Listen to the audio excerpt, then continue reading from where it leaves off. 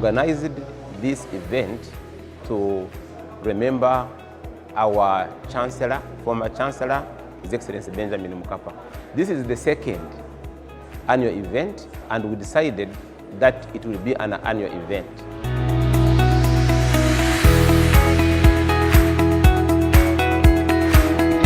Thank you for this occasion. I have a belief that Mkapa is listening in. It's a good, infectious contribution Cavendish is doing to the country and to the region and to the education world, that the institutions of education respect a player like this one. I hope it goes beyond the fact that he was the Chancellor of the university, but it's always important to honor people for their contribution so that even others can emulate them.